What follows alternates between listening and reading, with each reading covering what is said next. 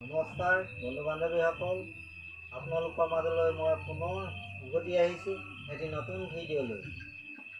কম খৰচতে কেনেকৈ লোকেল মুৰ্গী পালন কৰিব পাৰি এয়া আপোনালোকক দেখুৱাবলৈ লৈছোঁ।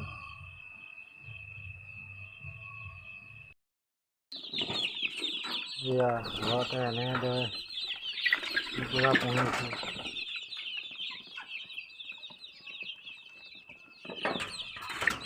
অকণমানি জেগাতে কম খৰচতে মুৰ্গী পুহিব পাৰি।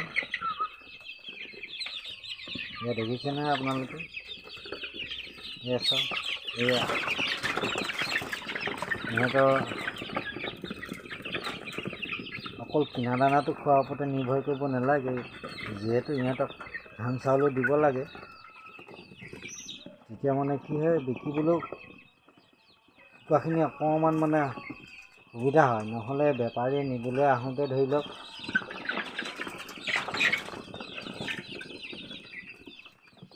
চালানী কুকুৰা বুলি ল'বলৈ অকণমান টান পায়। এই ধৰণে চাউল দিলে মানে বা ধান চাউল খোৱালে ইহঁতৰ মানে আমাৰ ঘৰতে পোহা জাতি কুকুৰা নিচিনা দেখিবলৈ হয়। এয়া এইফালে এইকেইটা লেয়াৰ এনেধৰণে পোহা হৈছে ইহঁতক। লেয়াৰ পোৱালি ইহঁতি অকল ইহঁতকো সেই মানে অকল কিনা দানাৰ ওপৰতে নহয়, ধান চাউলৰ ওপৰতে পোহা হৈছে, ইহঁতক খাবলৈ দিয়া হৈছে। এয়া চাউল খাইছে।